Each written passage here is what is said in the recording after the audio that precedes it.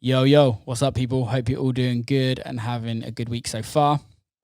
On today's show is the one and only Harvey McKay, who I've been saying his name wrong for a long time. So I actually introduced him wrongly on the podcast, but his name is Harvey McKay.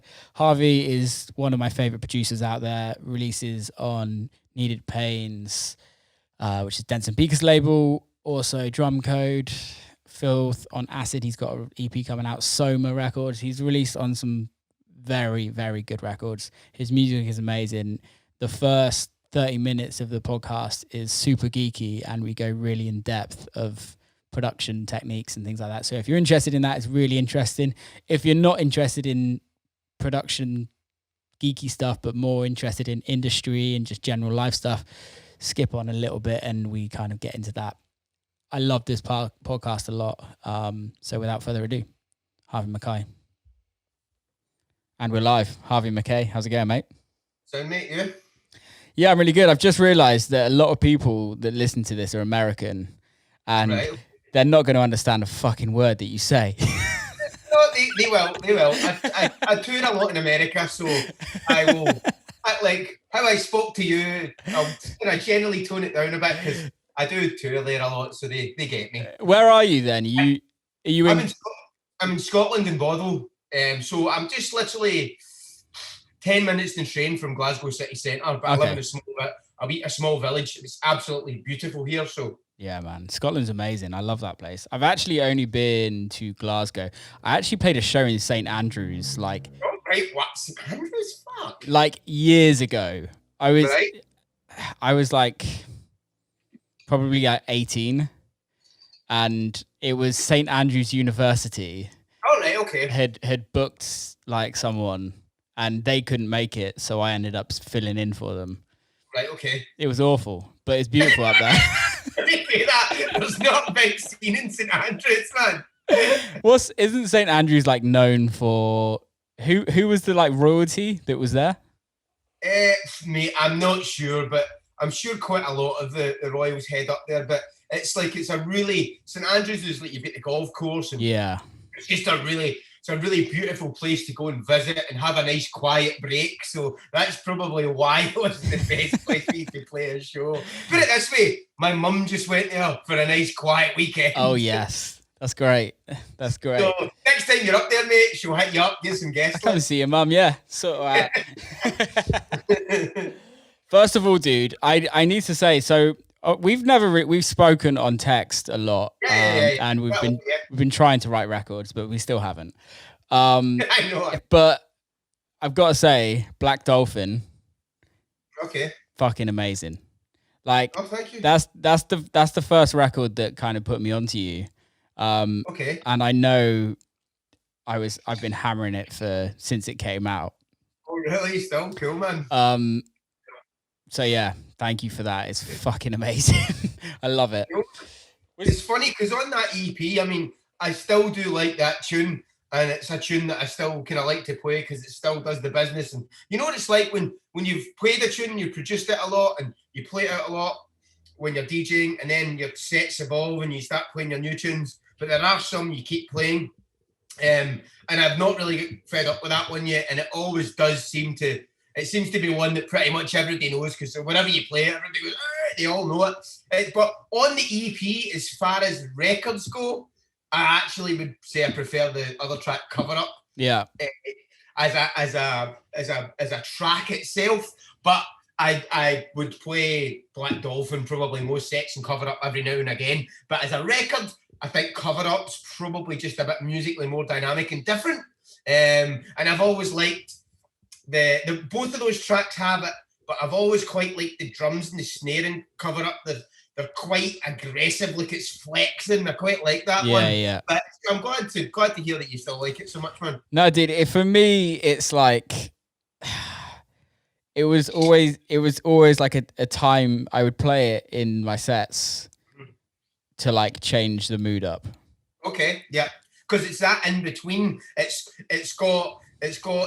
is techno, but it's got a mild touch of tech house bones about it and that nice ravey vibe. So it's tough, but yeah, it can slide in between that tech housey tech vibe. Yeah, I think also for me, it has like, although it has like melody and it has something Yes. that people can kind of catch onto. It's not just like a massive kick drum as like a techno roller, if you know what I mean. It's got something else, and it's kind of has like a bit more of like a surprise element. People aren't, when that comes in, people don't have a fucking clue that's coming in. Yeah, because they'll hold it right up to the very, very break. So it's just like you just think, oh, this is quite cool energy. And then it comes in and people are like, kind of like, oh, fuck. And I didn't expect that one. Exactly. At Dubfire used to do it years ago on, I can't remember what, oh, it was the Dubfire remix of Grindhouse, Radio Slave. Right, okay. Like, classic, but it was something very similar to what you did with Black Dolphin. And we need these tracks in our lives. They're just massive tools. Well, the thing is, it's quite funny, and like I say this, like it's quite a lot, but it's like tracks like that, it's really funny. Like I always remember, it's like when I was kind of coming up with the beats, and I got the beats, and then I was coming up with that. I was playing about with one of the tile synths, and I come up with that. I started the patch from scratch, and I built it up to that kind of reggae patch. And as soon as I got the sound, literally, I was just playing about the keys, and just that instant went right away. Just instantaneously got it. The sound, as I said to my brother as well, it's like sometimes the tune just writes itself almost. You hear a sound and you go, "Oh, that's what it wants." You know, yeah. You can try and force something on it, and it's like, no. But sometimes your brain just goes, "I know exactly what it wants."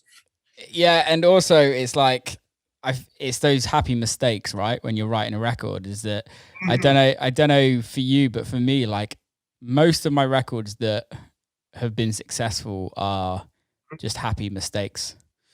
Right. Okay. Just for me, it's just winging it. It's just winging it, and like knowing where I want to go with it, but not knowing exactly. And then you click a button and you're like, there it is. There she is. Right. Yeah, I think for me sometimes sometimes it can be that, and then a lot of other times it's not that. As far as sometimes I will just be like, right, I'm just going to fuck about and see what I can get, and it's like blah blah blah, and then like I've just finished up an album just now. Cool. And a lot of the tracks I've been sending to you recently, they've been the complete opposite, because I have really, really, really, really been getting into the bones of synthesis, right down to modulation of frequencies, octaves, everything. Really, really trying to get my head down to how sound works, and not just going, it's like really thinking of what oscillators I'm using, how I'm modulating them, and then so that I'm not coming across a sound like I know roughly where I want to go, and then I'll get it, and then the song kind of writes itself because I get the sounds that I want. So I'm a lot more in control of what I'm doing or where I'm headed. So like this album that I've wrote, there is quite a lot of variety in it, but you can hear a link between them all, because I feel I don't know ever, because I mean I did like a tutorial for Sonic Academy, and that was a really good thing, because when you do one, you write a track and then they say, right, we like it, make it, right? So you've got to go right back to the very start and then get to finished product. And you can't just say, oh, here's a preset I like. No, you've got to start from and then get it sounding into that. Yeah. So a lot of the stuff that I would usually be like, I'll play with that, which there's nothing wrong with that. I had to reverse engineer a lot of the sounds that I built. And then I slowly but surely understanding what I was doing more and more and more. And then once I did that, I was like, right, I did a couple of sound design courses as well. And then see now when I just sit down, I'm like a kid in a sweet store. I'm just like bang, bang, bang, bang, bang. And I'm just like, the sounds that I'm getting are so much more superior sonically that they set the sonic palette for the rest of the tune, which has just brought the tracks right up. And plus the tracks have become a lot more musical as well, I think. Yeah. So it's been good, man. Which I think this is what I really like with what you do, and there's like a handful of other artists that I feel do the same. Dense and Pico are kind of a good couple of guys that do very similar things, where there's melody in a record. Dubesk does it as well, pretty well, especially in some of his unreleased stuff. And for me, it's kind of really refreshing. I'm not a huge fan of like just massive just a massive kick drum and like the same acid or same Hoover sound or the same thing that everyone uses, if you know what I mean. It's, for me, it's just not like, if you can write a club record, anyone can write that.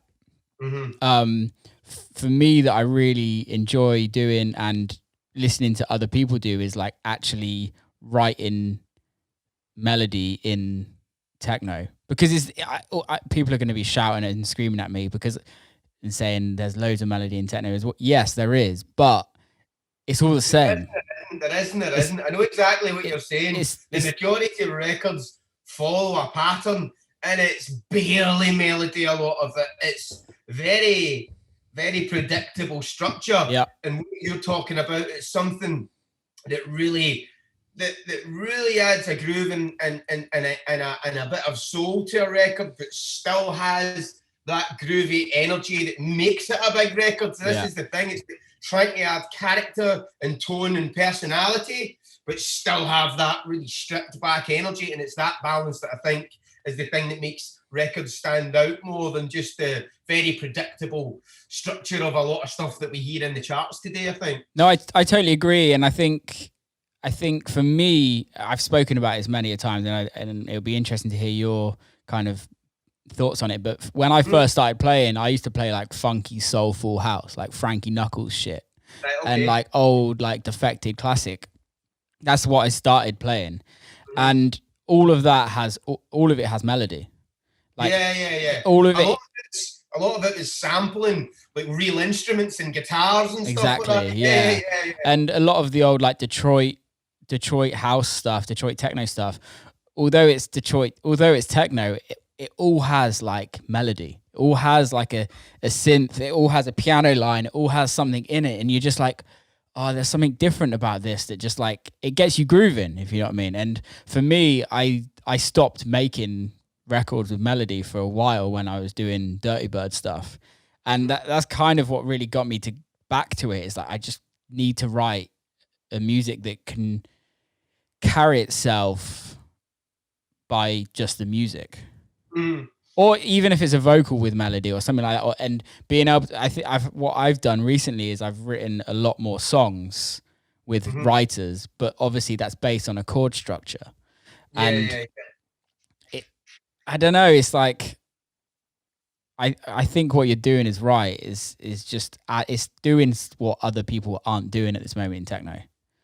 I think the thing is as well. It's like a lot of the stuff that I've been doing recently, like it sort of reminds me a bit of like the older Border Community and Guy Gerber and stuff like that. It's like the more melodic, the way like the stabbing basses really bounce about, and they're really like they've got loads of kind of swing delay just on the right 16th note to really give it that skippy dance, but they're quite dark in the chord structure, so you've got this melody, but it doesn't make the song happy. It's kind of a bit twisted and dark, but really gets you moving in a positive way. And I think it's like trying to, because that's one of the things, I'm a real big fan of the old kind of Border Community, Nathan Fake and James Holden stuff, but a lot of that was very, very technological and very like production wise, it blew your mind. Yeah. But some of it was a tiny bit rigid, and I've been inspired with that trying to do it in a far more just groovy, energetic dance floor way, but what a lot of the same kind of vibes, if you catch what I mean. Yeah, totally. And with regards to the album that you're writing, is it all 4/4 or are you doing non 4/4? No, I've done a few things. I've already done 3 things that are not 4/4. Nice. And what, just as I say, one of them sounds really, it's kind of got a bit of a kind of Border Community sound with the synths in it. The track called March of the Orcas, because there's a synth in it. It sounds like a whale and it's like really slow. And there's another track, one of the tracks that you actually like the track. It's a track called Sequence 4. Yeah. Do you know that yeah, Sequence I remember 4? that. Yeah. Sequence 4, I've always loved that track. I had maybe actually sent me a message saying that one, how much you loved that one, but it was when I wrote that track, one of my really good friends, Gary Beck, he was when I was writing that. Unfortunately, his dog was passing away, and it was really young.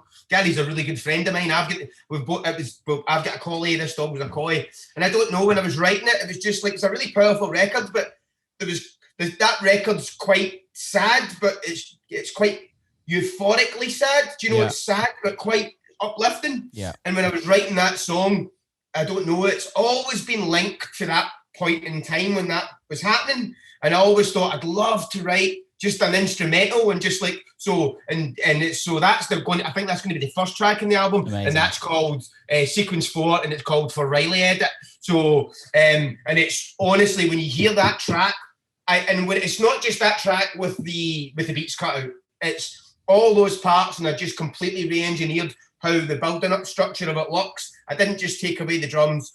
I took away the drums and then started rebuilding it with all the same thing. But so you've got that instrumental, the other one, which is I think it's only like 105 BPM, and then there's a couple of ambient bits I'm working on, and then the rest of them are dance tracks, but they're all very, very different. So that gives you the diversity. There's like there's a track called Father in it, and that's one of the ones that sounds like the kind of Guy Gerbery one. And then I've got some really, really aggressive ones, then some really banging ones. And I've got one that's like I'm not confirmed whether this one's going on the album, but then I've got one that's like 139, do you know what I mean? So there's just a massive variance of different kind of, although there's a lot of 4/4 in them, they're all very different. It's not just techno, and then that's it done. Do you know what I mean? I'm trying to be a bit more creative in what I do. That excites me a little bit, because I think I had the same conversation with, I can't remember who, last week or maybe the week before, about albums in dance music. I've definitely had this conversation many times with mates, and it's like, I really, really want to write an album, but I don't want it to be house music.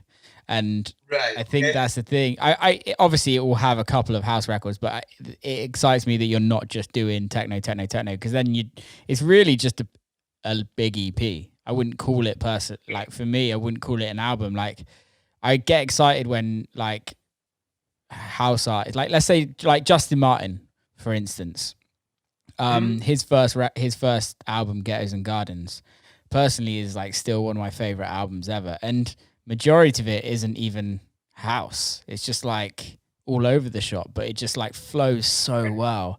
And I think that's really important, because a lot of people don't realize that we actually write different music. We're not just writing club music. We write club music because we absolutely love it, but also because it's our jobs as well. We need music to play in the clubs, or we need music to sign to labels to then get booked in clubs. But I think an album is like a career. I think once you've done an album, this is only me, and this isn't saying that everybody that doesn't do an album sucks, because I haven't done an album yet. But I think, and I think it's like a career achievement, where once you've done an album, it's like, okay, I've done it now. Like anything's kind of doable. I was just listening to the Elton John audiobook. And back in the day, they were releasing like 2-3 albums a year. It's fucking crazy. It's mental. And like all of them were like hits. Like all of them went platinum. And you're just like, how, like the amount, like, I don't know how much you write. I'm pretty sure you write a lot. I write a lot, but 2 albums worth that you're just nailing them out. I think sometimes I don't know. I think sometimes you just hit this place. And I've hit it a few times, like where I've had periods where I've been really, really productive, and I've went through. I'm actually trying to give my ears a wee bit of a break at the moment, but literally since the lockdown, the first month, you couldn't pay me to write a record. I could not. I'm like, fuck, when are we going to be gigging again? Is there any point? When we're not going to get any shows? And I'm not damaging my ears for God knows when I'm going to get and all this kind of stuff. And then I did that tutorial for Sonic Academy, reverse engineered the stuff, and then I was like, I just was like, this whole new world was open up to me. And I think the more you know how to use your equipment and the more knowledge you get, I think the more creative you can be. And recently, honestly, I have just not stopped writing music at all. I think like in the past like 8 weeks to 10 weeks, I've probably wrote, and I'm not joking, probably wrote about 16, 17 tracks. That's amazing. Some of the best stuff I've ever written. Yeah. And it's just every time I sit down, it's not like, oh, there's a track. It's like gold. Yeah. And I'm like, holy fuck.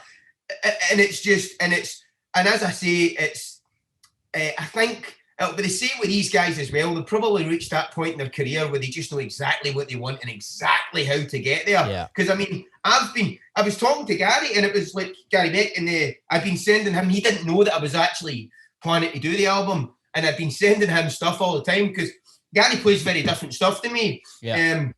He plays a lot heavier, but he's, as I say, he's like, no matter what, Gary's like, if it's quality, it's quality, whether it fits or not. Totally. You know Yeah, totally. Everything I've sent him over the past while, he's like, fucking gold. Love it. Every single one. He's like, dude, you need to do an album. He says, like, you're sending me like a finished tune every day or every second day. And he's like, and it's just been, as I say, it's been a great period for me. But the only thing is, I usually stop because I run out of ideas. But this time I'm kind of having to stop because I'm like, I really need to give my ears and brain. Because at one point I was just like, all I'm doing is just sitting here all the time at my studio. And I'm just like, right, I need to give my ears for a start. Because I find it very hard to work quiet. Try to make techno quiet is murder. I agree. I've always get it whacked up, and I'm like, right, I need to give the ears a break. But yeah, it's been, I know what you mean when you see some of the albums that people do and how many of them do. But to be honest, it's been that productive over the past while. Like I feel like, I mean, maybe it might stop. Maybe I might get to a point where I'm, fuck, I've ran out of ideas.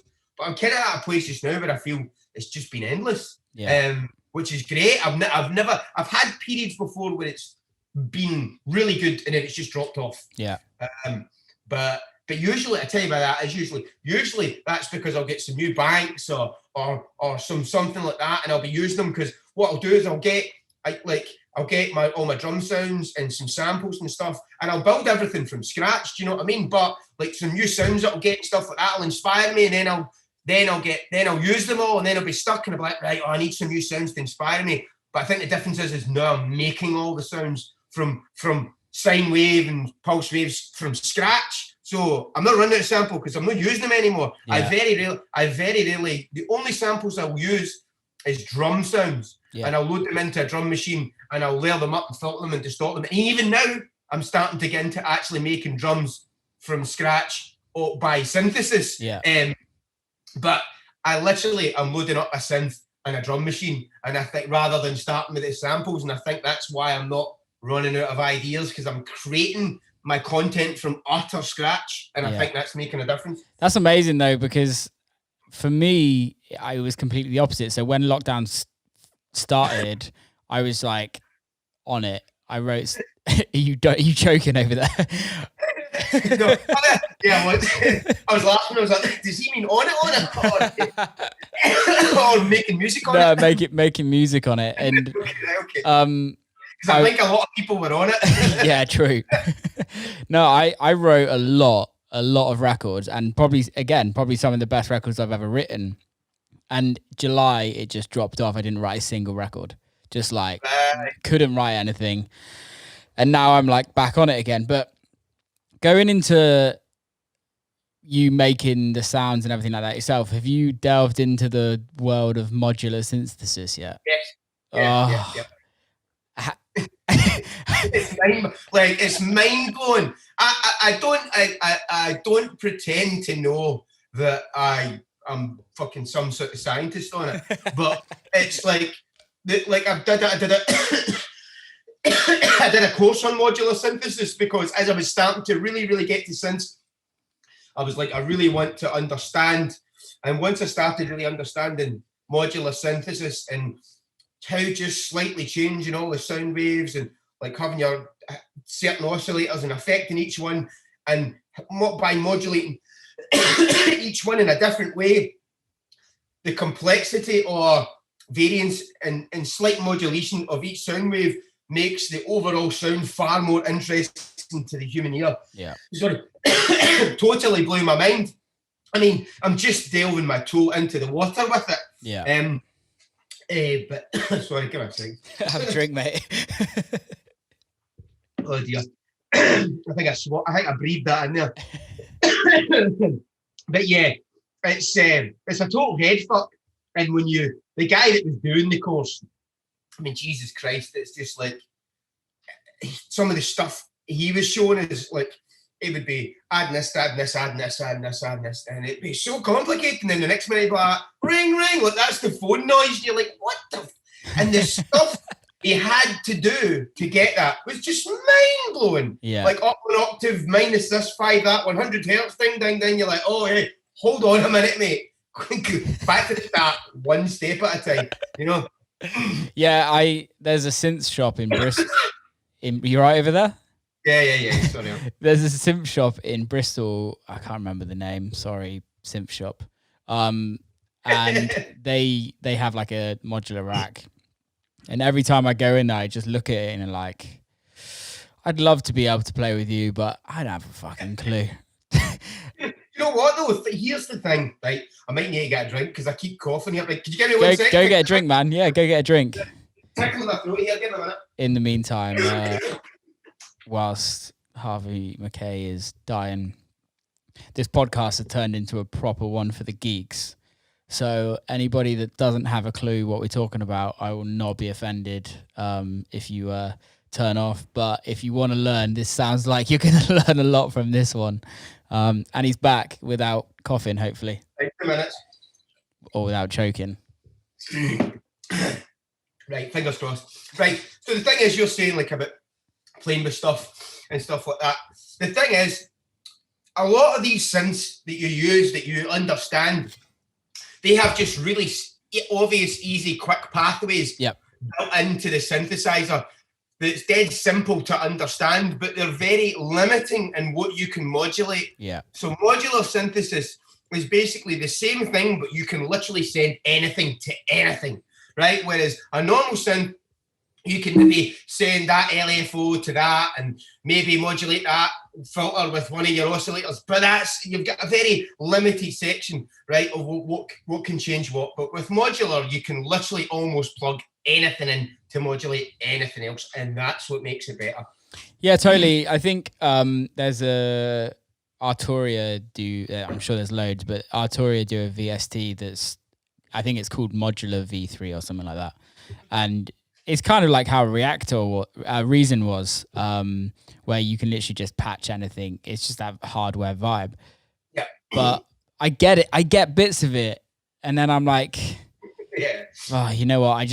I know what I need to make on a normal synth, so I'm just going to make it. But I would love to like buy just a rack and just try. I think the best way that would work for me is buy a rack and literally just get a couple of things and then learn the couple of things as much as I possibly know, and then add more onto it. Yeah, I think so, man. I think so. It's one of these things as well. It's like anybody that's getting into music, I would advise them to stay well clear of that for a long time, because it's a rabbit hole you could go down for the rest of your life and never make a song. So it's something that's good to get into once you know what you're doing, to really up your knowledge base and what you can create. But it's not something I would go, right, I'm going to get into that and then write some music, because you'll not write any. You'll just be sitting plugging everything in and making telephone noises with no songs. It's true. You know? Literally everybody that I know. So I remember I was doing some work in Berlin with Jamie Anderson years ago, and he shared his studio with, I can't remember who the guy was, but the guy would, they would like do shifts. So Jamie would have it in the day and the other guy would have it at night. And I walked in the studio. It's in like, I can't remember where it was, but it's in like in a basement tunnel where loads of studios are. You walk in and there's loads of modular stuff. Right. And I was like, mate, do you use any of this? He was like, no, I actually want to write music. I want to complete a record. I was like, what do you mean? He's like, well, the guy that uses this just never finishes the record. He just literally just plays around, hears some bleeps and blops and kind of never finishes.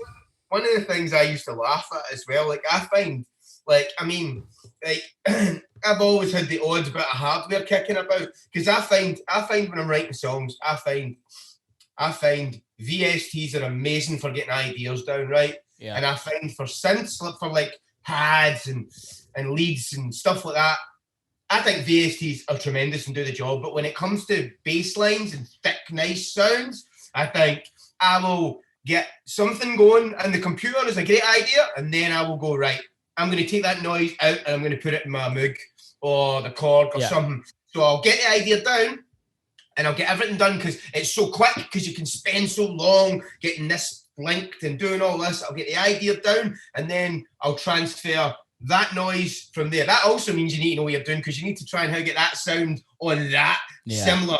But usually I can get it.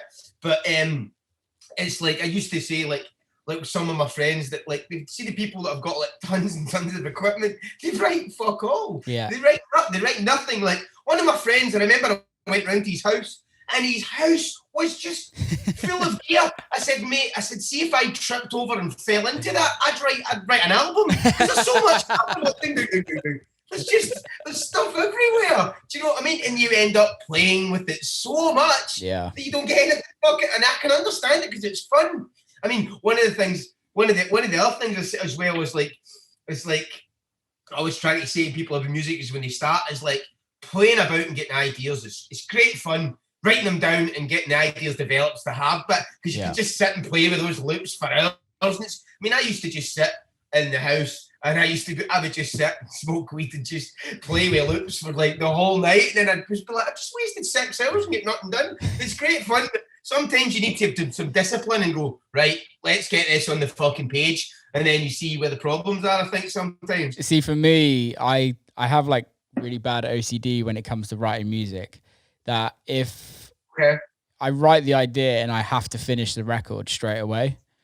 So I'll go back. Great. I'll go back to it, but I'll sit in front of an idea for an hour, and then I'll straight away just arrange it and write it, because otherwise I just won't ever finish it, and it's just pointless. And then I'm like lying on my sofa at the end of the day being like, I did fucking nothing today.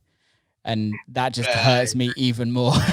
But I agree to like, there's so many people that just don't finish the record. And even if the record's shit, even if it's going to be the worst record you've ever written, just finish it, and then you can tie it off. Totally. Yeah. I used to say that to people all the time when I do like some of the demonstrations in the clinics and stuff, and producing records and showing them how to write records. And that's one of the things I used to say all the time. Finish every record. Yeah. Even if you don't like it, finish it. Because if you don't finish it, like you're never, because a lot of people write a record and they'll get to a point and they'll be like, fuck it, and they'll start another one. And I used to say, if you're writing a record and you quit halfway through, you've not figured how to get that tune from A to B. And every time you finish it, you might come up with a new technique to get it from that part that you're struggling with. Yeah. And then that means that's in your toolbox. And the next time you come up against it, you'll be like, oh, I could try that. That did in that track. Yeah. If you don't finish it, you don't learn anything. It was the same, my brother, years ago, Ryan, and he started when he's making music, and some of the stuff he was sending me, like the ideas were fucking amazing, right? But he would never lay them out, or if he did, like the development was not great. And I'm like, you need to get them laid down more. Like stop sending me ideas and start sending me tracks. Just lay them out. And then slowly but surely he would start writing more and more and more. And now his arrangement is like mind-blowing, like way better than mine. Like, because a lot of times he's that way where, like, an Alias that we did together, like, I learned a lot from, it was great for the two of us. He learned a lot from me and I learned a lot from him. One of the things that he was great at was when we were writing music, doing the Alias project we did in Drumcode and stuff like that, and some of them on Denson Peter's label, is that when we would do stuff, like we would be writing the record and I would go to do something, he'd be like, nah, let's try and think of some new way. That's been done too many times. Let's think of something different to do. Yeah. And it kind of made me go, oh, right, okay. Like I'm maybe just, and then that forced me to try and not use my toolbox and try and think of new ways. So that was even pushing myself even further. But yeah, it's get the tracks finished. And when you're saying it's OCD, like I I'm not quite the same as you. Like I'll play about with an idea and I'll develop it, but I'll spend a long time on it. Like I use Ableton and I use it in the live performance in the clip view. Yeah. And I'll spend a long time, and all I'll sit with is just a filter, and I'll just be playing through the clips, and I'll just be seeing what clip chord structure works best, getting into the next bit and into the next bit, and I'll try and get that track sounding as amazing and as close to finished as I can on the live performance view before I record it in the page, because I find when I do that and I record it on the page, it's so much more organic. Because it's funny, it was one of my friends years ago, he had, I'd never used, so now like people, just for people watching, right, when people perform live, they use like a thing in Ableton where they have all their little, like their bass lines and their hi-hats, and they go down each line and it triggers new things, right? Yeah. But I'd never really used that for writing tracks. I'd always arranged them on the page, just like along as you see people in their videos and stuff, right? Yeah.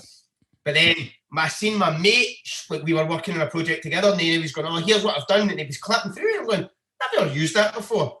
So I went back and I tried it, and I was like, oh, I prefer it a lot because I can sit and groove and go, right now, rather than drawing the blocks in the page and going back and listen to it, I can sit and go, drop, and then bring the next bit in, and I'm in it, like I'm in the performance. And the first track that I did that was one of the first tracks that I had a sort of hit with. Yeah. And it was a track called Nightwalker on Soma. Richie Houghton literally played that 24/7, and that did massively well. But that was the first track that I did with the performing kind of live and then recording it. And I've done that ever since. And ever since I did that, I just feel the energy of how a track develops is just so much more organic for me. I've literally never heard of anyone writing a record that way, and it's amazing because it's kind of how it used to be, right? On like a hardware mixer, is like you would drop things in and out when it feels right, and there's still some like old school kind of producers. I think Mr. G still does it on everything's hardware, and he just does it on his mixer. I'm pretty sure. Don't quote me on that, but I've never heard anyone do that, and it's kind of interesting to. The thought is like you're almost DJing live. You're almost performing live. You're DJing the record. Sorry for interrupting. Yeah, you're DJing the record out almost. So basically, it's like you imagine when you've got the track finished in a club, right? But you imagine you could control when you brought all those elements in specifically to give the best energy in the club. Well, that's kind of like what I'm doing to decide the final arrangement of the track. So rather than getting all the parts and then laying them out as blocks, I'm like almost giving it to myself as a DJ, and then I'm kind of DJing with it. And once I've done that, I record it, then I start tweaking it, and then I feel that's what kind of works best for me. No, I really like that. I write in Logic, so you can't really you can do it now. They've brought a new thing in. I don't have a fucking clue how to use it, and I'm probably never going to learn it, if I'm totally honest. It works for you, though. Yeah. Whatever.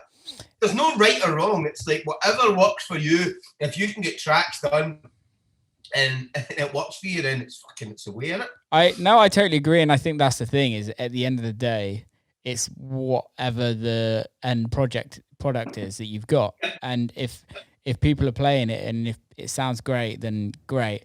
What I do totally agree with you on is about running things through like a hardware kind of instrument, a hardware synth, the drum machine. I use the ADS7 drum machine, which is like made by AVP. I use that for pretty much all my hats. And for me, that like, it's about getting like the sound that you want to kind of perceive, or that you want people to perceive you as. And I want people to know that, oh, that's a Will Clarke, if you know what I mean. I think Maceo Plex does it really well. His drums are like, you know, it's a Maceo record by his drums. Yeah, if you know what I mean. And for me, it's about finding a couple of instruments, a couple of sounds, a couple of things that just really give you your sound, if that makes sense. Yeah. And yeah, go for it. No, Yeah, and I think also the whole like running things, like if you were to write a bass line on Ableton and then you run it through your Moog or you remake it on your Moog. For me, I was listening to a record that I wrote ages ago the other day, and the bass line was fucking good, and I was like, why does the bass line sound so good? And then I went into the project and realized it was my Moog, and I think at that time I don't realize that how much a hardware instrument does benefit the whole kind of project. But when you come back to it, you're just like, oh shit, now I get it. And don't get me wrong, I do think you can get the same sound nowadays in VSTs. You can, but there has to be a whole lot more processing done to get to the finished product where you can just put your Moog on or put your whatever synth you want to use, and it just sounds fucking great from the get-go. Mm-hmm. I agree and don't agree at the same time. I agree that with synths you can just like use your hardware synth and it sounds great right away. I still think bass-wise and nastiness, there's a certain nastiness that I still struggle to get, and I've really sat for a long time with like a soft synth and a hard synth, and I've sat and I've played and processed and just been like geeking for hours, trying to get it sounding the same.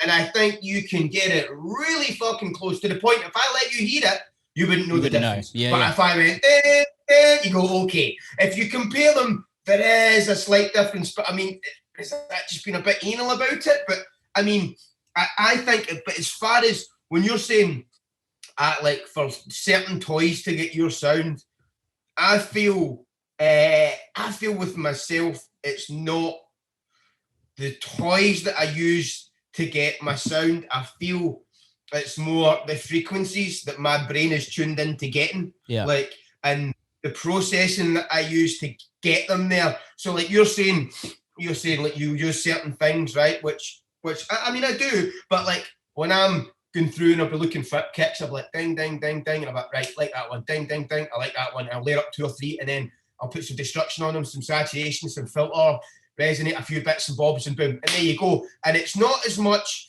the equipment that I've used, but it's more the way that I select all the sounds and how I process them to get that sound. And it's the way that my brain sonically works for, I hear a sound or a frequency and I'm like, bang, that's it.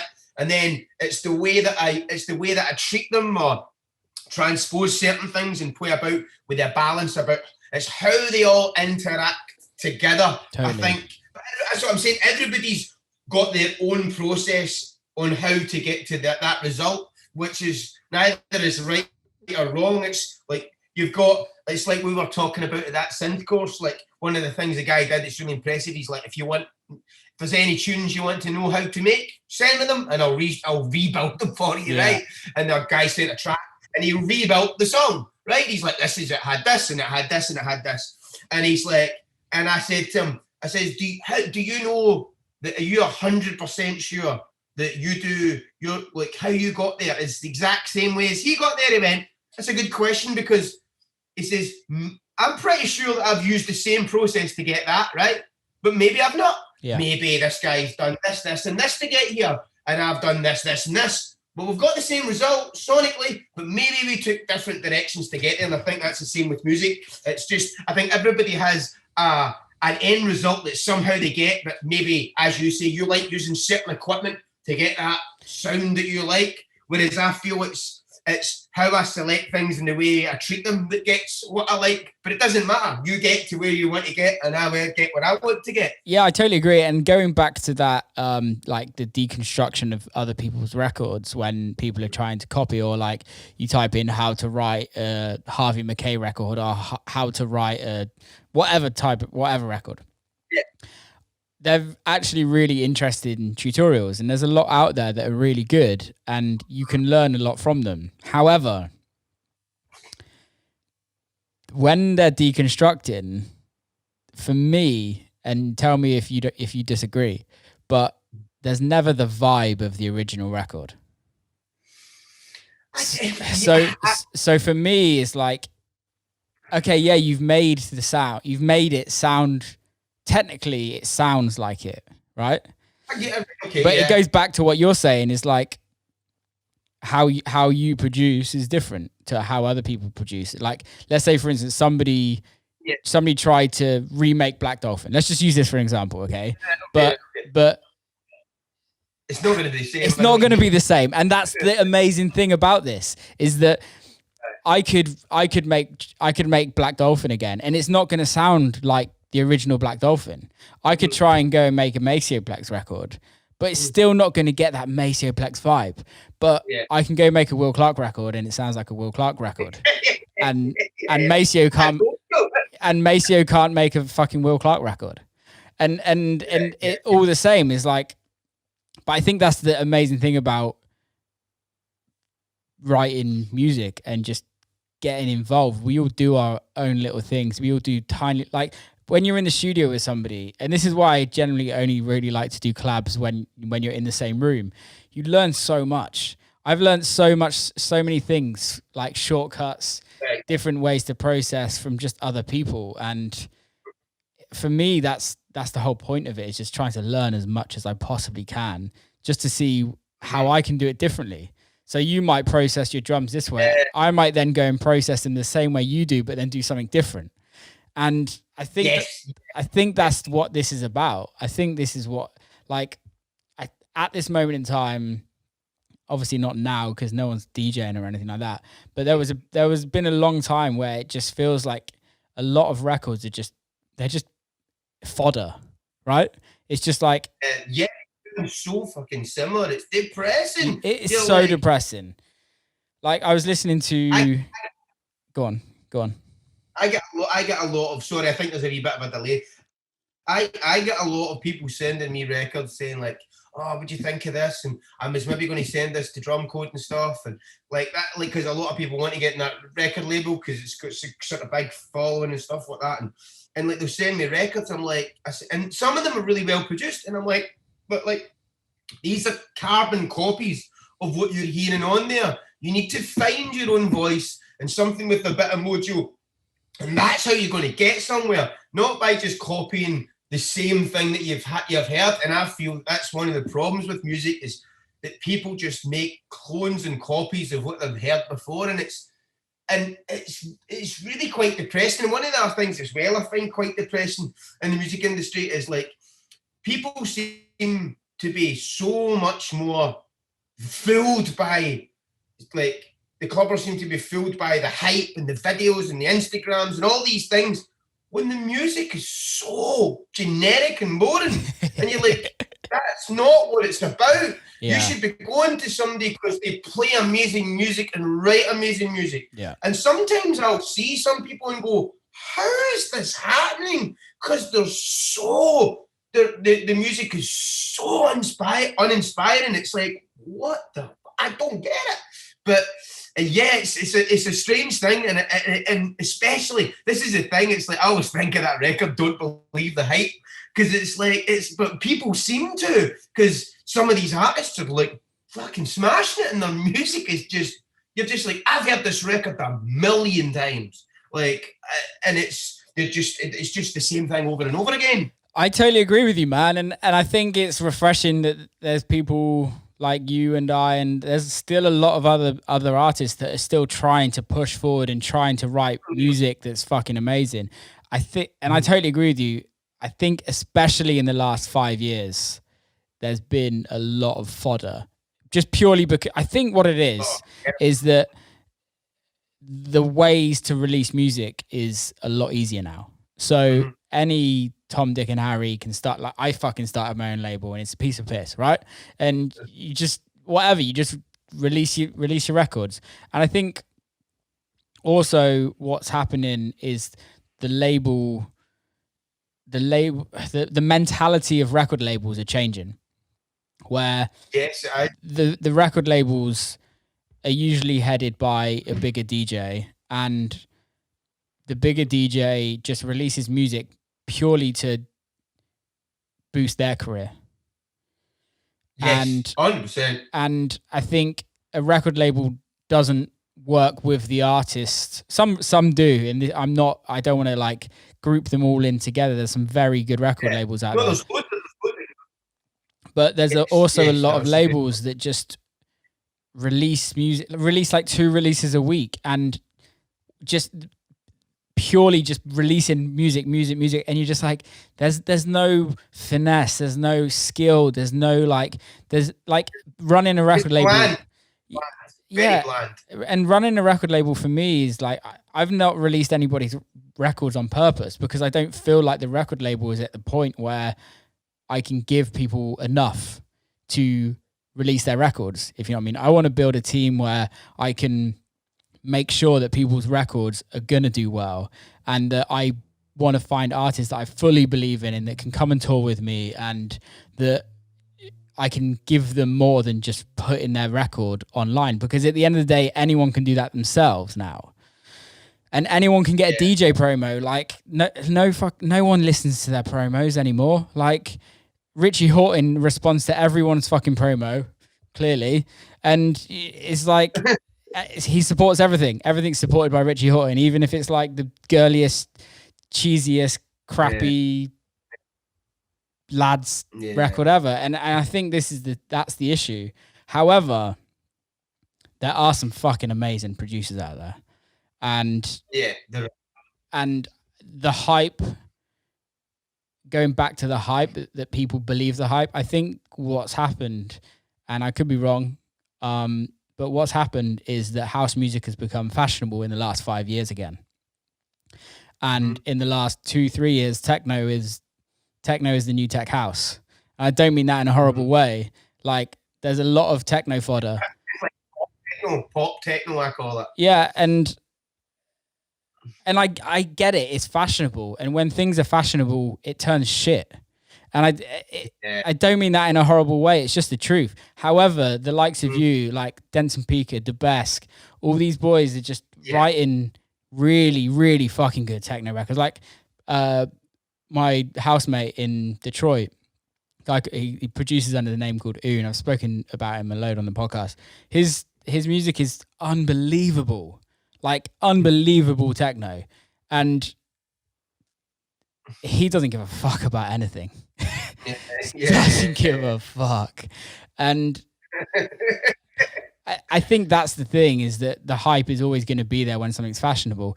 If rock bands come out again and rock music becomes fashionable, majority of the people that go to clubs now will then start going to live venues, because a lot of people just follow their friends. So let's say, for instance, you've got one friend that wants to go to Creamfields, then they're like, okay, let's all go to Creamfields.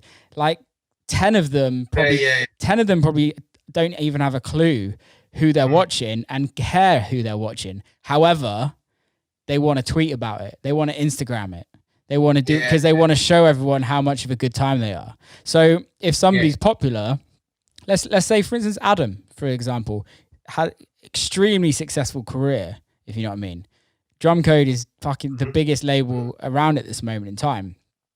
How many of those actually knows all of the artists and listens to all of the records on Drumcode? Yeah. But that's just how it is. I think it's, as you say, I think it's because a lot of people are not massively, they're just following a brand and a leader. Like, I mean, the amount of times I've had a track, like, say it's been Drumcode or Cocoon or something, and like it's been like somebody's posted a video or something, and like people have wrote, "Oh, amazing tune! Thank you, Adam, for bringing me this." Not like that's a great tune by myself. Like they've not even mentioned. Do you know what I mean? It's like, I mean, I remember somebody telling me once, like, I don't want to say who it is because I don't know if they want the story, right? But somebody, I'll edit the names out here, right? But one of my very good friends played a club, and it was a very big club, and he was playing after this very big DJ, and as he played, right, and he's a massive artist, I'll tell you it is after, right? And a massive artist, and as the big DJ finished, everybody fucked off, right? And then he played, and then the guy like set a Facebook going, who is this guy that was on after such and such afterwards, and had the cheek to play all his music. And my friend was like, he's like, it's my bloody own music. The only reason he knows it is because this big DJ plays it. And this idiot was slagging off my mate for stealing the big DJ's music. And it's his own music. And my mate was so incensed. He fucking messaged back. He's going, they're my records, you fucking prick. He said, this guy just happens to play them. I mean, that's just the height of not knowing anything. You know, it's... Can you imagine that? I love that. That's fucking amazing. But I actually really like that about the industry though as well. And I think a lot of people kind of can talk shit about it. But I think at the end of the day is that for me, when I'm playing, I look at it like that. I look at it that more than half these people don't have a fucking clue who I am. All they see is some fucking short, dwarf, bearded dude behind barely seeing over the decks, unless they've actually put the step on my rider so I can see over the decks. Like, box. Like, yeah, literally the fucking beer box, the bottle box. Half these people don't even know who I am. And I have to make sure that by the end of this show, they all have to know who I am. And they all have to have to leave going, I need to find who this person is. And I think that's the thing, is that if you have your own sound and you have your own records, and obviously when you play, like, you write a lot, so you play a lot. I don't know, but do you play a lot of your own music? I would say I play literally, and my sets consist of all my music, all Gary Beck's music, and all my brother's music, and maybe the odd other 2 or 3 tunes. Do you know, I played a gig in Germany, and it was like, I played 2.5 hours. I can't remember where the set and I released the set somewhere, and my brother sent me a message. He's like, do you realise you played no other music apart from me, yours, and Gary's? And it was basically just 2.5 hours of Scottish music. That was it. And I never even thought of that. I just looked at the tunes I wanted to play and played them. But the thing is, I'm spoiled because I've got me, as I say, I've got my brother's stuff's amazing. Gary Beck's just incredible. And I've got my own stuff, which I'm writing a lot of. So I've just got all this music. So I barely need to even dip into anything. So, because I'm just covered. I agree. I'm kind of the same. Literally 95% of the music I play is my own. And the annoying thing is that you get so many people you asking for, like, what idea is this? What idea is this? What idea is this? And you're like, it's never going to come out. Like, because you just can't physically release this much music. It's like, it's never coming out. It's good, but it works. No, but it's just not good enough. I know. One of the things as well, which is good, is the fact, I mean, I've got a few tracks of Gary's that have never come out and nobody else has got. And it's the same, my brother's got a few tracks that he did under a different name, and now he's went quite heavy, and he's just like, nah, I'm never releasing it. And I get messages all the time, what's that record? I'm like, it's my brother's. Like, where can I get it? I'm like, sorry. And they're all like, because it's a dynamite record, but it ain't coming out. Yeah, for me, that's also the best way to create hype on your records, is that. But that's like the white label. That's like the modern version of a white label. It's totally. Like track. It's really hard to get. And a lot of people that are maybe the younger generation that really don't know, and maybe they not might understand the white labels. The white label used to be a very small batch of records that would get released, that, like, they would maybe do a small print run, and if you were in the record shop that weekend and you got one, then you were lucky, and then you might never ever see it again, and it might never get a proper release. So you would hear big DJs playing it here and playing it there, and you'd be like, what is that?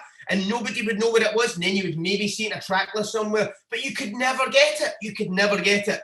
And you don't get white labels now because most things are released digitally. You still get some stuff like that, but the majority of the stuff you don't. And us having records that we don't release, that only we play, that's kind of like the modern mystique of a white label that I think really adds to, like, people are like, what's that fucking tune? I want it. You're like, sorry. It's the best feeling. It's the best. Yeah. It sounds awful. It sounds awful, but it's the best feeling, just like having a record that everyone wants and that, like, no one has.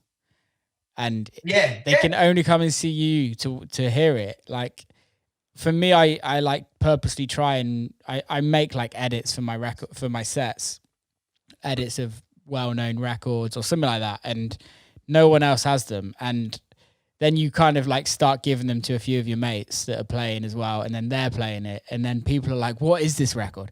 And for me, that's the way records build hype massively. And that is a really clever way to kind of build promotion on a record that eventually will come out. Yeah. No, that I think that you're right. That is good. It's like, I think sometimes as well, you've got records that you've been playing for a good while, and people are just like, when's that coming out? When's that coming out? And eventually, like, oh, it's coming out. You know what I mean? And they're like buzzing. You know? Yeah. You'll see that a lot, and like, especially if you maybe sent like say you've got a record, and like say it's a record I've given to Adam or something, and like he's got 6 months before he's got a release date, but he's playing it in every single set, and people are like, what the fuck? And then eventually they'll see it getting promoted or something, and like, oh fuck, there it is, you know. They're buzzing to get it. And I think people don't realise they're frustrated at the time that they can't get it, but it's adding to the excitement and the kind of they're satisfied when eventually it comes out. They're like, yes, I can finally get it, you know. I agree. Like, you don't usually get that much anymore. It used, but that's the way it used to always be. There was records you could just never get your hands on. I remember back in like the early 90s, there would be like because I started DJing when I was like 10 or 11 years old, in like prime school, like young school, and like I was too young to go to all the raves, but I had all the tapes, the Resurrection tapes, and all this kind of stuff. And I would hear all these tapes, and I would just hear all these records. And as I say, and I would go to, there's a record shop in Glasgow called 23rd Precinct. And I used to go there at my pocket money. I had £10 a week, and I would go out to city centre, and I could buy one vinyl and a Kentucky Fried Chicken, right? My bus ride home, and that was it, right? So that was it. And I would go in every weekend to get a record, right? And I would go in every weekend, and every now and again I would just go in, and I would be like, go, there's the pile, because they all get to know you, you know what you like. Yeah, give me the pile, and you're flipping through, and I would just pull one white label off, put it down, and go, oh, that's the fucking record. I've been hearing on these tapes for like 6 months, and yes, you know. And it was so exciting going home thinking, I've got this nugget of gold, and like your friends might not have come out with you that weekend. You'd be like, look what I got, and they go in the next week, and they'd be like, have you got any more? And they're like, nah, we only got like 20 of them or something, you know. See, the good thing for me with white labels when I used to buy vinyl is that in the record shop in the world's famous Western Supermare was a place called Spin Central, and there was literally like no other house DJs in the area. Everyone would just play hard house or jungle. So every time I'd go in, there'd just be like a pile of white labels I could just go through, and it was like perfect. And they'd never go. They'd never go. So it was like, okay, I can get some good ones. But also going back, going back to that point about people not getting it. I think we live in a culture now where everything's so instant, and that everybody wants everything now. And it's like, I'll put a preview up on Instagram of like a record I'm working on, and literally I say this is something that I'm working on and it's not finished. Should I finish it? And then the next thing someone comments is like, when is it coming out? And you're like, read, it's probably never going to come out. I know. It's just, I think it's in this culture. It's just, as you say, I think people just want everything and everything instantaneously. And I don't know, it's a bit of a different world, man.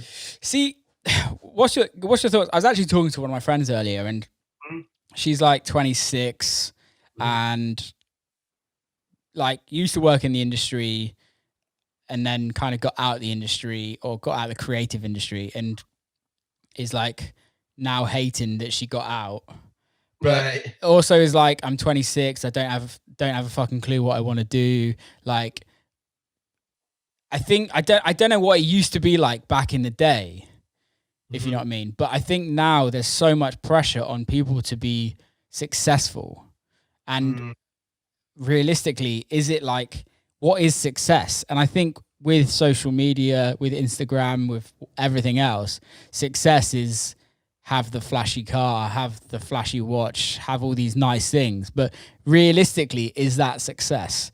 And I think coming into the music industry, there's a lot of people that see the success, like fucking DJs posting private jets. It's the worst thing ever. It fucking annoys me because it's like, that's, you're bringing people into the industry that just want that and that just want to create music to fly on a private jet, if you know what I mean.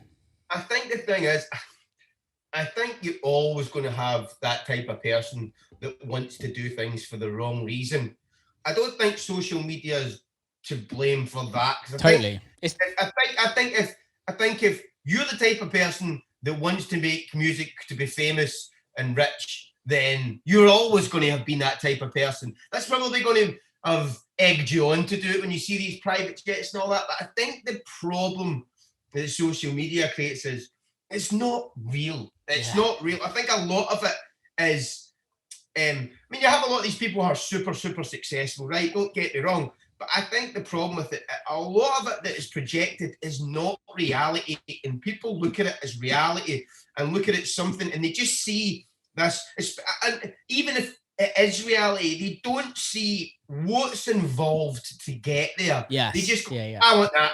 They don't realize that, like, it's like myself. They don't realize that, I mean, I started DJing when I was 10 years old. Then I started writing music when I was 23, 24. I didn't sign my first record deal until 2008, which was Soma.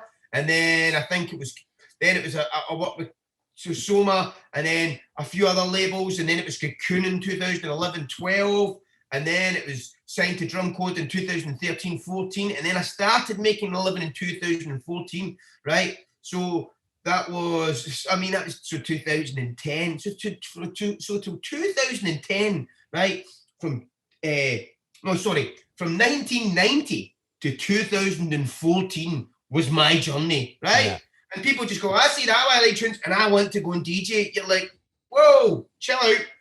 Some people are lucky enough that they have a hit and whatever, but they don't realize the massive journey and work and stuff involved to get there. And I think social media makes people just think, it makes them just want everything and want it right away. They don't see the whole journey, and they don't see the reality of DJ life as well. They don't see all the ups and downs that you get on the way to having a successful career. And I don't think they quite realize what kind of hard work and heartache and ups and downs you need to have to get to that place. They just see that place and you think that person just went boom, boom, and they're there. And it's so much further from the truth. No, I totally agree with it. And I've said it many times on this podcast and many times in life. Is like, and I'm the first person to hold my hands up and say that I do it as well, is that, like, you kind of don't talk about the struggle. You don't talk about the real work that actually has been put in. You just show them the flashy lights, show people the flashy lights because it's kind of what you think that people want. On my last tour at the beginning of the year, I started doing like a vlog and kind of just like showing people the like day-to-day routine of just literally like touring every day. And like, whether you've got the flu, or whether you've got a throat infection, whether you've got whatever, you still have to get on that plane. You still have to wake up at 5 o'clock in the morning if you've gone to bed at 4 o'clock to get the plane. And then you still have to play for 8 hours the next night. And I don't think people necessarily that get into the industry, don't get me wrong, a lot of people do. A lot of people don't realize how much hard work goes into it, even while you're doing it. And we have the best fucking job in the world. Let's be honest. It's the best fucking job in the world. But it's like, I think we're just workaholics.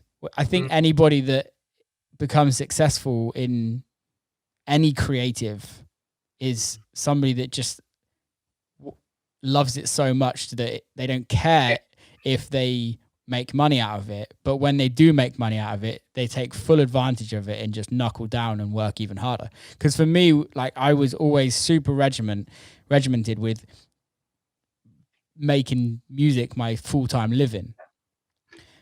And the amount of work I put in was insane.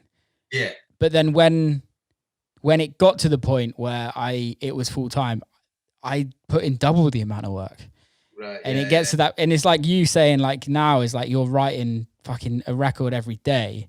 Like that's because you know where it could take you, right? You absolutely love it, and you know that something could take you even further and make this life is the rest of your life, if you know what I mean. Like your next record could be the biggest record in the world, and for me, that kind of excites me. I don't know about you. No, 100%. 100%. As you say, I mean, first off, we'll get back to when you're saying about the life and the struggles and stuff like that. And don't get me wrong, as you say, you're right. You kind of stopped yourself and went, and it is the best job. But I think people don't realise, like, say if you've got 2 or 3 gigs in one weekend or whatever, right? And like you've played one gig and you're playing in Germany from fucking like 6 to 8 in the morning, right? And then you're back and you've got 2 hours sleep and you're getting picked up. You go to the airport and you get dinner, and then you have dinner at the hotel. Lovely, it's great. You get back and then you set your alarm to get up at 4 o'clock in the morning to go to the club to play again, and you're fast asleep and your alarm goes off at 4 in the morning and it's saying, and no matter how many times you do it, and your alarm goes beep beep beep, wake up, and you're just going, fuck, this is not right. I'm in my bed, you know. You're exhausted, and you can't turn up at that club going, oh, I'm tired. They're like, yo, let's do this, and so you've got to have your game face. So people, I mean, all my friends, you were like, oh, where are you away to this weekend? Oh, it's a hard life and all that, and I'm like, I'm not complaining, but they don't know the fucking reality of it. Totally. I remember I took one of my friends away. And like I was over in America, and I think I was playing Output with Alan Fitzpatrick on the Friday, and then I was playing with Adam on the Saturday in Miami. And I was on till I think about 4 o'clock, and my flight was at 8 o'clock in the morning, right? And it was 4 o'clock, and then I'm like, shit, man, the airport's like an hour away. So it got to like 5 o'clock, and I'm like, we need to go now. And my friend was like, fuck off. And I'm going, no, we need to go now, like now. So we got there. I mean, and what's one other thing? If you're at the club and you're having a few drinks and you're thrust out of that environment into a normal environment, you're like, oh shit. It's like, so we're at the airport, and like, get to the airport, we get to Miami, and like, then we go for a couple of drinks, a couple of hair of the dogs in Miami. Don't get, it's great, lovely to be in Miami. And then we go back, and we're both exhausted. And then literally, like, I think I was on like maybe 12 or 1 o'clock. So I can't remember what time. So we got there, and we literally, when we fell asleep, and then it was the alarm. And I was like, right, we need to go. And that other person was just like, I can't go. I'm so tired. I'm so tired. And they were like exhausted. And I just looked at them and I went, every weekend. And they just went, oh. They just got, do you know what I mean? Yeah. And then, like, after that, they were kind of like, all right, okay, fair enough. It's like, but also on another note, when you're talking about the work ethic and stuff like that, I find at the beginning when I started doing it, I used to do construction, and what I did was I worked 2 days a week doing construction, and the other 3 days a week, because I earned okay money. So, and I earned enough to just pay the bills and no more. I had no life, right? Yeah. And the other 3 days, 4 days, I would be in the studio, right? And I would get up at like 8 o'clock or something in the morning, have my breakfast, and then I would be on that computer, right? And I would be on it all fucking day. And then sometimes my partner, when she would come home and we eat dinner, and she would go to bed, and I would put the headphones on till like 2 or 3 in the morning, right? And I remember the first day I got my computer, I had like a PC, and the hard drive blew up on me, and I lost all my stuff, and I was like, fuck this. Plus, it was just, PC was crashing all the time. It was like, it was giving me technology rage. So I went out and I needed a new car. So I'd already applied for a loan for a new car. They said yes, but I thought, fuck it, I'll just patch up the old car. And I spent all the money that was for the car on a new computer. So I bought myself a big tower unit. And the first day I got that, it came at night. It was the brand new ones that the ones that ran on the new Intel processors, right? So I got that. This is 2007, and it came at night, set it all up, and in the morning I got up, 8:30 or something in the morning, and I sat down, and I was sitting there, and I sitting in my boxer shorts, didn't even get ready, and I was sitting there writing music, and I was just sitting, drinking water, like didn't eat anything all day, just like obsessed. And then at one point, I'm like, what time is it? And it was 4 o'clock in the morning. I've been on the computer 20 straight hours, and I had to force myself to go to bed. Yeah. I was like, I need to go to bed. And it's just like, I just couldn't drag myself away from it. And I think it's that kind of dedication and being obsessed about it that I think eventually leads to you having that sixth sense about music and understanding your gear and really musically just developing your brain. Because see, when you think about it, right? It's my dog barking. When you think about it, when you kind of listen to a track, it's amazing the amount of things that you've got to understand what's going on, all the automation, how everything's sonically balancing, the mastering, the musicality, the groove, the drums, the atmosphere, all these things going on. And you've got to really understand them and be in control of them all. And it's amazing what's actually happening. And that really only comes from just knocking your pan in and doing it constantly, I think. I agree. It's like anything, isn't it? It's that 10,000 hours that people say. And although I'm pretty sure it's that we do a lot more than 10,000 hours. Yeah, easy. But I think it's true. It's just, you just have to do it. And I was listening to a podcast the other day, and they quoted like Yoda, and it was like, I think it was a audiobook, and Yoda says there is no try, you either do or you don't. And that's the thing, is like, you just fucking do it, or there's no like in between. I'm trying to make a good record, I'm trying to do that. You fucking do it. And you don't leave that computer, and whether you have to leave the computer and then come back the next day to realize what you did was shit or what you did was good is a different story. But sometimes you have to. But moving forward, release wise, what have you got coming up? Yeah, I've got an EP coming out on Filth and Acid. It's quite a strong one. It's quite a kind of big room record. So I've got that happening, and then obviously I'm just tying up this album on Kneaded Pains on Denson Pika's label. Sick! Is it coming out on there?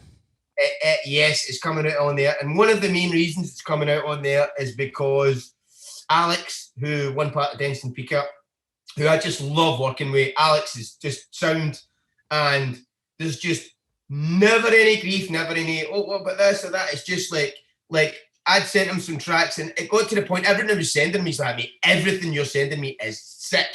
Everything. He's like, we should do an album. And I'm like, well, let's talk about this first. And he just went, anything you want, do it. I don't care. I don't care what you want or what you want to make, just do it. Because I love everything you're doing. And I'm like, that's the creative freedom you want for doing it. And it's so easy to work with them. And so I've been allowed to pretty much make whatever I want to make. It's not, I mean, don't get me wrong, I'm lucky that what I'm making is sort of within the framework of what they're doing. But there are a few records that I've sent him recently that I would say are out with that. But I think they're that strong that he's just like, fucking sick. Love all of it. So it's been great because I've not really felt that when I sat down, I'm like, I can't make that. That'll not fit. So I think that's what's really helped me get in the groove. So I'm really excited about that. Well, going back to like talking about record labels, I think Kneaded Pains in the techno landscape is actually one of the record labels that has a sound but lets the artist do what they want to do, because there's each time they release a record, it some of them are similar, some of them aren't, some of them are worlds apart. Like I wouldn't necessarily say that my sound aligns with any of the artists on there, just because I don't play as hard, I don't write as hard music as a lot of artists on there, but I still signed quite a few records on there. And talking to Alex, like I send him a record, and I remember the last EP I sent him, he was like, I really like this. And he was like, what about like working on like the vocal a little bit more? And I was like, well, it kind of works. Like I can, but it works. And then literally like 10 minutes later, he's like, no, don't listen to me. It's fucking great. And I think that's the thing I like, is that they almost give you that freedom. Yeah. Whereas for me, if I was trying to sign to maybe another record label, it's kind of like you have to fit in with their sound. Yes. I always remember I'd seen a talk that James Holden did from Boulder Community. Yeah. And he was like, and he said that one of the reasons he started Boulder Community is because he was fed up with people trying to tell him how to change his records when he was signing them. And he's gone, and he went, this is my fucking record. If you want a record that does that, go and write one, you know? And he said, so I thought, fuck that.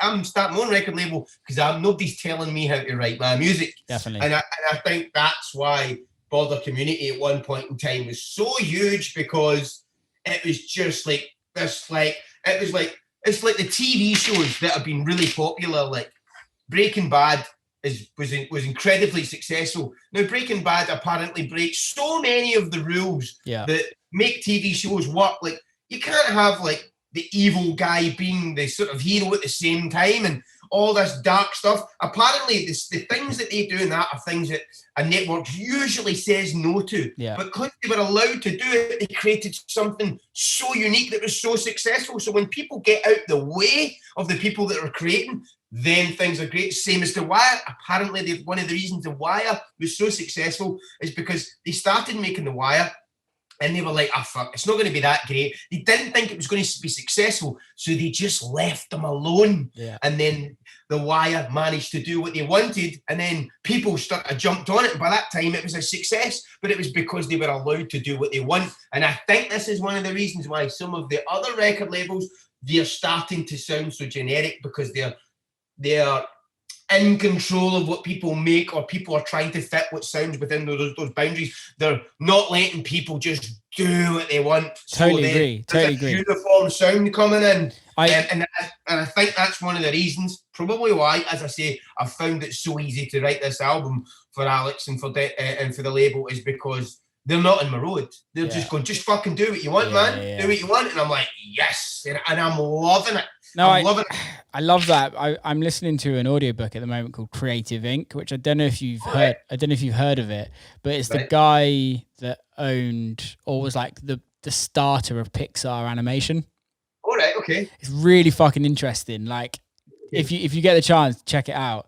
I'm only like halfway through, but they have a process. When Pixar started, what they thought is that the bosses at the studio should be the ones telling the producers and the directors and the artists how things should be. And what they realize is that when they just let the artist and the producer, or the whole artistical team, do what they want to do, but have critical meetings. So have meetings that give critical feedback, like construct. But not get in the road, not get in the way. Not getting in the way, and not telling people, oh, we have to do this, we have to do this, like we have to do that, like we need to make this much money, so you need to make a record like this, or you need to make a film like this, or whatever. He was like what the creativity that people came out with was unbelievable when their handcuffs, or when their hands aren't tied behind their back. Yeah. But I also think the thing is that as producers, 90% of the producers I know hate to be told what to do. Yeah. Fucking hate to be told what to do. And if you can give like constructive criticism, I think that's the best possible thing. If Alex came to you and was like, dude, this is fucking great, but could you try changing this here, because I think it could make the record better. Right.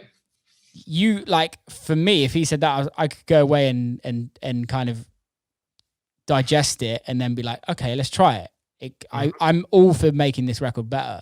However, when somebody says it doesn't sound like our sound, you need to make a record like what we do, fuck off. I mean, like, one of the things we're talking about, people getting out of the way and just letting you do it. I mean, one of the best examples is Joe Rogan's podcast, right? It's one of the most successful and listened to things on the planet. Can't remember how many it was like 90 million people listening to his Alex Jones one or something. It's crazy the amount of downloads and listens he gets to. And then one of the reasons that's become so successful is because nobody's telling him what to fucking do. He's just sitting down and doing what he loves.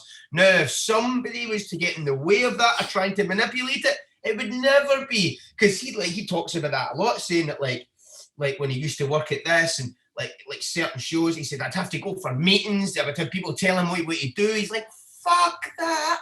You know, he said when he signed the Spotify deal, right? And basically all he did was license it, right? He'd get no creative thing over him at all. It's just that license it. It makes him some good money, which he fucking deserves. Totally. that podcast is an amazing fucking set. I love it. I listen to it every fucking day. And if he's not released ones that day, I go back and listen to the ones I've not listened to before.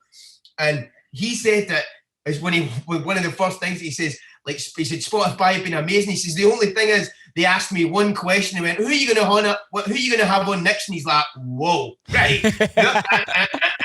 Leave me alone. You know, he just fuck off. That's not how we do it. He says, I'll get on he's going to get on who he wants to go on. But I think that's one of the most successful shows that's ever been. And it's because nobody has been in his way. He's had complete creative freedom to grow and expand and do what he wants. And I think that's, as you say, no artist wants to be told what to do. But I mean, if you think about it, you're trying to be creative. Being controlled is not being creative. No. So if somebody's controlling you, they are therefore not being creative. You're being controlled. Yeah. It's a different thing. I also think there's that happy balance, which also comes in on, I'm halfway through that on this like Creative Inc. book, and it talks about the beast and the creativity or something like that. And the beast is like the business, if you know what I mean. And the other side of it is the creative artist. And at some point they need to meet in the middle somewhere, somehow, to then take it to that next level. We all need the beast. We all need that record label. We all need social media now. We all need something. But there comes a point where you're like, who's going to win this time round and who's going to win this time round? And then that's when you get an artist that like I've conformed with my sound 100%. Like back in the day, especially when I used to sign to Dirty Bird, I would write Dirty Bird records, if you know what I mean. I'd be writing like more 4/4 techno-y stuff on the side, and then I'd write a Dirty Bird record because it gave me my career, if you know what I mean. And I'm the first person to hold my hands up. Dirty Bird gave me a huge part of my career, or allowed me to have a career. But then it's just about that happy balance where you have to be fully creative, but it's also accepting the fact that, and this is for me, it might not be for everyone else. I know there's a lot of artists out there that just purely do not give a fuck about the business, and just some of them are successful, some of them are not as successful. Let's say Burial, for example, right? Burial, from what I can imagine, does not give a fuck. And he did that big story about, or essay or interview about how he just doesn't care about social media, doesn't care about the business, just writes music, and he's unbelievably successful for it. But that for me, there's that happy balance where you have to kind of give and pull a little bit to get to where I want to go, if that makes sense, and to get to where. But I think going back to the Kneaded Pains is that I really think that label, if they keep doing what they're doing and they keep just believing in the artists, because they're building a really nice foundation of artists, and I think it could be really interesting because they're great guys, they're great producers, and it comes across on the label. So I'm really interested to hear the album as well, because I think it's a nice home for it. Yeah, no. As I say, I'm pretty chuffed with it. Definitely, I think it's a great home, and as you say, you work with so many people over the years, and it's been. I think one of the things is as well. I've known Alex for quite a long time. Like, I knew Alex before I even signed to Drumcode. Like, what had happened was I wrote a track on an EP on Soma, and it was Occam's Razor, and there was a track on it called Work It, and it had a pretty meaty kick drum, right? Like the windows fucking shake. And it was Alex had said, this is back when he he was still doing the just Alex Jones and the Hypercolour, but he just started dancing Pika.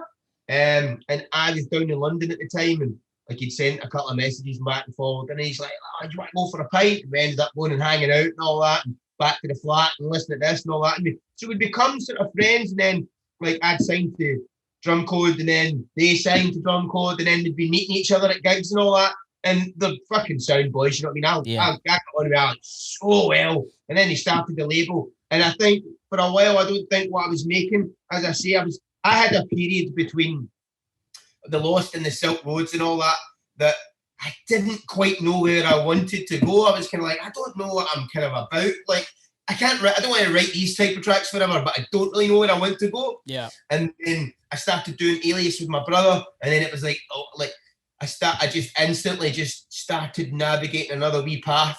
And then the tracks I started making after that, I think then started suiting more what they were doing. And then I wrote a couple of things and then I sent it to him. And then slowly but surely, as I really got a foundation and what I started to want to write, then when I started to fit the label, had a couple of things out, and then slowly but surely he was like, "I'm loving everything you write. Let's work together." But we were friends first. Yeah. And I think that's what makes it really easy, because it's not business and then a friendship develops. So there'll be a friendship and then the business is just like, it's a great thing that we can work and do this project together. So I think that makes it really, really easy to deal with each other. Do you know what I mean? I totally agree. And I think it's also about having no expectations of people in the industry, in life generally. But for me, I've always, in the past, when I've signed records to record labels, I have this expectation of the record label. And I think when there's a relationship that isn't business, it starts off as a friendship and then turns into business on the side. Those expectations kind of go out the window, and you don't really give a fuck. You're just doing it for a laugh and just doing it to see what happens. And I think that's the most beautiful thing about this industry, that we can do that if we want. I think as you say, it's not not expectations, but we're both doing it for the passion of what we're doing. Yeah. Like, he's loving my music, I'm loving his attitude in the label, rather than wanting to get something out of each other. Totally. He's like, "Fuck, I love your music, mate. Let's do something in the label." I'm like, "Mate, I love your label. Let's do something in that." Rather than, "I want something from you and you want something from me." Yeah. That's not the way it is, you know. It's the same. It's like, I mean, it's like one of the other, like Gary Beck's one of my really good friends, you know, and I've known him for a long, long time.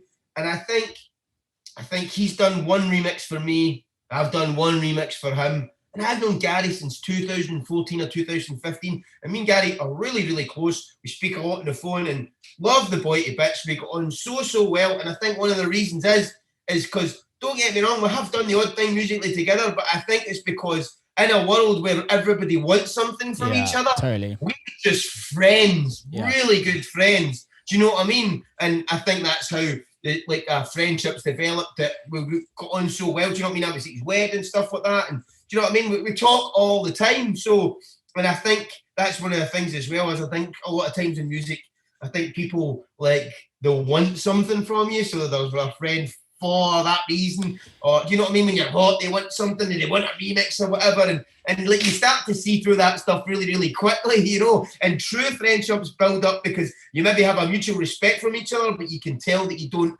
just want something out of it. I think it's the hidden agenda thing, right? Yes. And I think at some point, most people can kind of go through that in life, where they see what somebody has and then wants that, so they kind of try and befriend them, right? But I think you're right. The best friendships are the ones that just come out of being organic and just fucking getting on with each other. Like, for me, as much as I've got some extremely close friends in this industry, like, I'd rather be friends with people outside of this industry. Yeah, most of your real friends, and I tell you something else, it keeps you very, very grounded, because it's like one of the things is I have never had any form of ego whatsoever. Like, I go away, I DJ at the weekends, and I come back and I hang out about with my friends, and they treat me no fucking differently. They will rip me to shreds, take the piss out of me. I'm still my daft Harvey. It makes no difference. Don't get me wrong, if I'm playing a big show, they'll come in and be like, oh, excited. But they won't treat me any fucking differently. If I step out of line, I'm getting told. You know what I mean? And they're only coming to your show to drink your rider. That's all they don't give a fuck about you playing music. Yeah. But I think it helps keep you grounded. And I even say this as well. Sometimes if I write music and I'll be speaking to people and I'm like say if I write a song, and I think it's quite a good way to be as well. If I write a song and I'm like, that's fucking amazing. For me, I'm not like, I'm fucking amazing. I think once I wrote a track, the track is its own thing. And it's just another bit of music, whether I wrote it or not is irrelevant. So if I write something and I think, fuck, that's shit hot, I don't think I'm fucking shit hot, I wrote that. I just go, that's a shit hot bit of music. And whether I wrote it or not is completely irrelevant to me. The music becomes its own thing. Totally. And I think then that way you don't really get up your own arse or whatever. You just write your tunes and then you're really proud of what you've done, but it becomes its own thing, I think. I've said exactly the same thing on this podcast, that when I went through a stage early on in my career where I wanted everything to be the biggest record, and every time I release a record, I want it to be a hit. And then over the last couple of years, more so like 2019, 2020, I've been like, these records aren't mine when they get released, they're the public's. The public can do what they want. They can choose what they want. If it does well, it does well. But at the end of the day, it's not my record anymore. Yeah. And if it's good, if it's good and it doesn't do well, it's still a good record. If it's good and it does well, it's a good record that did well. And if it's bad, I shouldn't have fucking put it out.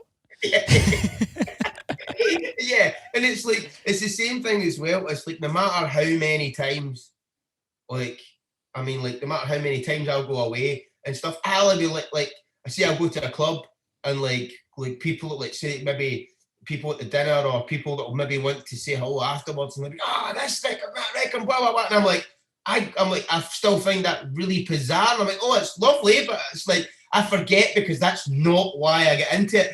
The only thing I do love is like when I'm out and I'm DJing and I'm playing the records and I see them respond to it.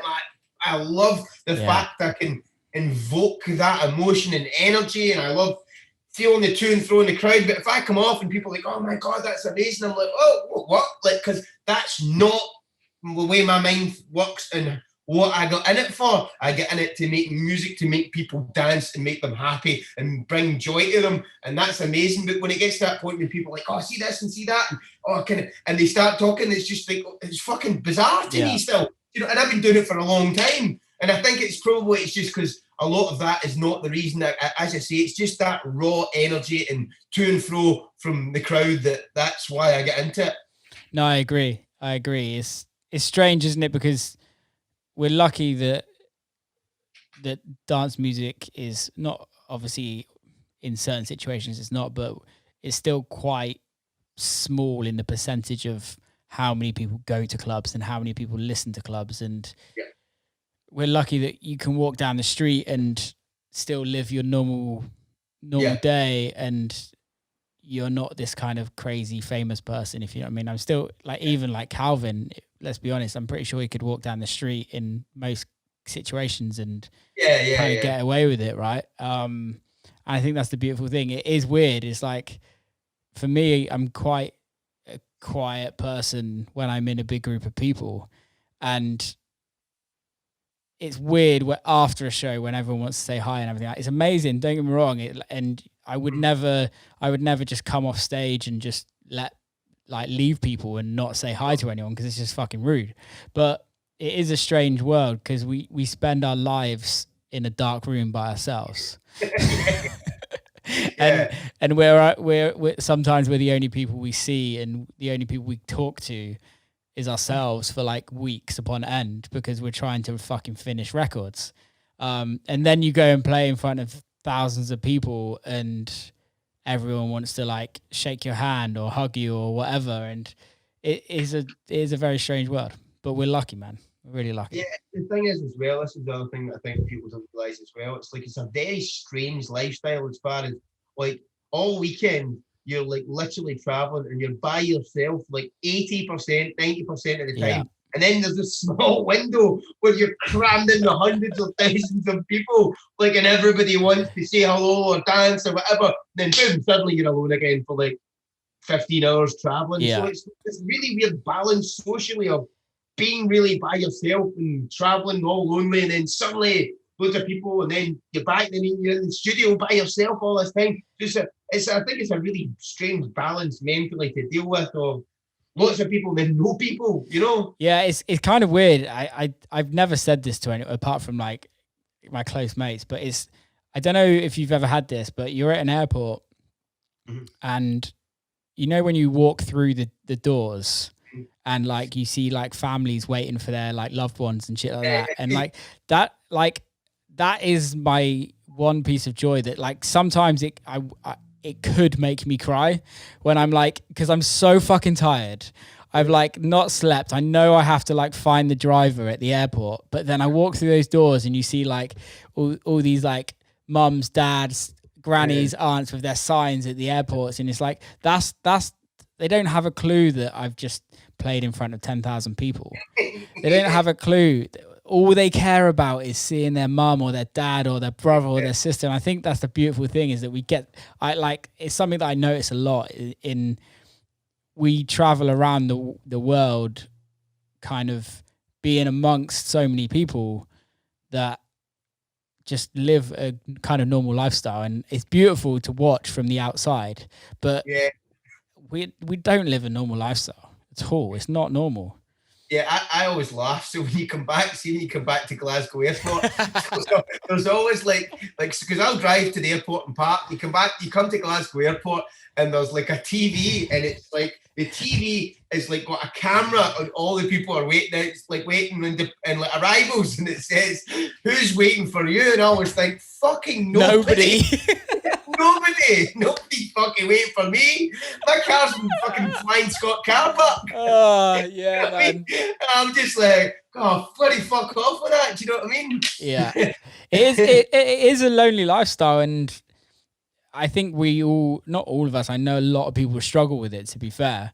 But for me, like, I like being alone. I like doing stuff by myself. Like, but you get used to your own company. You fucking have to get used to yourself. You have to get used to it. I mean, when one of the things I realized I was doing is my local up there, and they do really good food and stuff like that. And I was in the habit of years is like, because I'm just used to it, I would always just take my laptop up, set it down, get a bite to eat, and have a couple of pints and watch Netflix or something. And I'm like, then one day I'm like, what the fuck am I doing? So I stopped, and when I would go up, I would order food at the bar and sit at the bar, so that would be forced to start to get to know everybody properly. And then once I started doing that, like I like very rarely ever go up with a laptop or a phone. I go up to see everybody. I'm going up there and see who's up there for a bit of socialising. Yeah. But it was because I was so used to just going somewhere on my own where there would be nobody that I would know, that I would have to entertain myself. Yeah. And I'd be like, fuck, I don't, like, that's not normal. You need to like, not if there is somewhere that you can go on a regular basis. And once I've done that now, like, as I say, the pub for me is like, it's a real social thing to go up. I have lots of friends up there, and do you know what I mean? I think that's really nice, because it happened to me in Detroit. When I moved to Detroit, I moved there. I had like a couple of friends there, but like one of my best mates has 3 kids and like runs a business that I barely ever get to see. And then another one of my mates that lives there lives like an hour away, and it does crazy work as well. So you're like, you move to this like big city, and you're like, I don't know anyone. Yeah. And then you're like, okay, I have to make friends. I have to make an effort with people, because otherwise, although I'm fine with being by myself, I'm going to tour on the weekend. I'm going to play 3-4 shows, 2-3 shows by myself, and then I'm going to come back and sit in a studio by myself, and then I'm going to go to the gym and be by myself, because I'm going to have my headphones in and not going to talk to any fucker. And then you're just like, oh shit, until I get back to England where my like real close friends are, or until I go to certain cities where I've got close friends, I'm just by myself, and that's not healthy. It's not not healthy. No, because especially when your job is mainly being in the studio, which is not being with anybody else. Most people, even if they're not that social, are forced to interact with people on a daily basis with their jobs, because they have to go out, get public transport, go to an office, or be out in building sites or whatever, or work in showrooms. So they're forced to do that. Yeah. So if we don't force ourselves to have a social life, then the only people we're going to see is fucking promoters and people dancing in clubs at the weekend. And they're the fucking worst. Like no one wants to be best friends with a promoter. Come on. Like, let's be honest. As much as I love all the promoters that book me, we don't want to be best friends with promoters because they want mates rates then, and then you never want to give mates rates. Oh dear. Oh mate, we've just done an hour and 45 minutes. Right, okay. Let's wrap this up.